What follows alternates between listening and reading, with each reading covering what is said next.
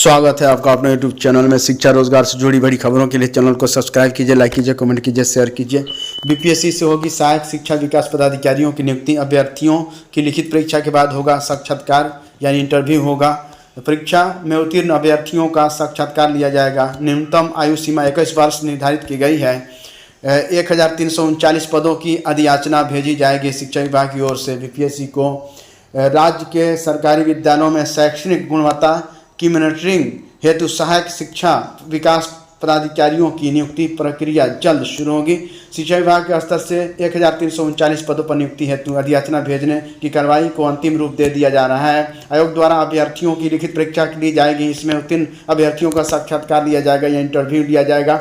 अभ्यर्थियों की न्यूनतम योग्यता या स्नातक बिहार शिक्षा प्रशासन संबंध नियमावली 2025 के मुताबिक अभ्यर्थियों के लिए शैक्षणिक योग्यता किसी मान्यता प्राप्त विश्वविद्यालय से स्नातक या समकक्ष रखा गया है यानी बीए, है ना। वही न्यूनतम आयु 21 वर्ष है। नियुक्ति में राज्य सरकार द्वारा लागू आरक्षण का प्राविधान भी प्रभावी होगा। न्यूनतम आयु की गणना संबंधित वर्ष की 1 अगस्त के आधार पर होगी। ये नियुक्तियां बिहार शिक्षा प्रशासन संवर्ग से प्राप्त होंगी।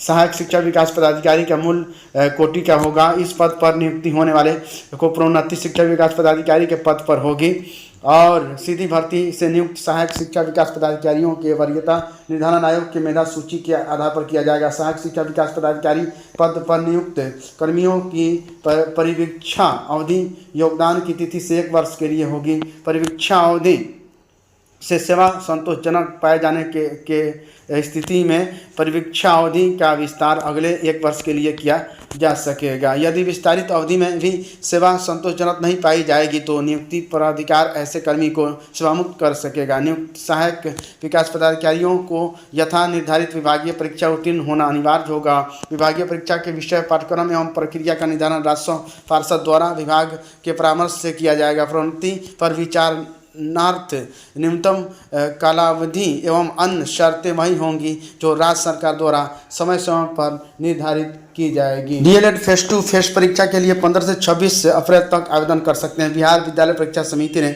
डीएलएड परीक्षा 2025 में शामिल होने वाले मूल पंजीयन कार्ड को वेबसाइट पर अपलोड कर दिया है। परीक्षा समिति ने कहा है कि त्रुटियों में सुधार के उपरांत समिति की वेबसाइट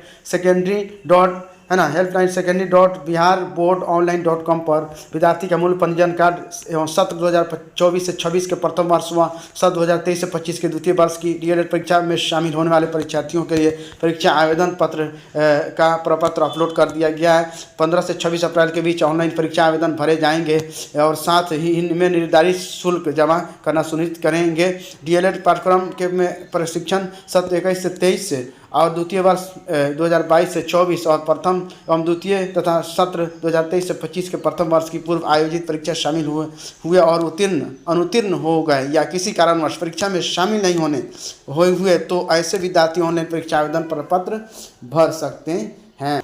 विभिन्न विभागों में 27,000 से अधिक पदों पर होगी नियुक्तियां। स्वास्थ्य विभाग में नए कैलेंडर के तहत 20,16 पद होंगे पर बहाली होगी। इन पदों पर होनी है नियुक्तियां। स्वास्थ्य विभाग में 2000 यानी 20,016, उर्दू अनुवादक में 3,306, लिपिक संवर्ग में 2,590, उत्पादन एवं मद्य निषेध में 48, कर्मचारी चयन आयोग में 35, आयुष अस्पताल, है ना, नवाब मंजिल के लिए 36, सहायक शिक्षा पदाधिकारी 1,339। यही बीओ के पद पर जो है यही होगा, सहायक शिक्षा पदाधिकारी। बीओ का पद समाप्त हो गया और इस पर बहाली होगी। Thank you friends. शिक्षा रोजगार से जुड़ी बड़ी खबरों के लिए चैनल को सब्सक्राइब कीजिए, लाइक कीजिए, कमेंट कीजिए, शेयर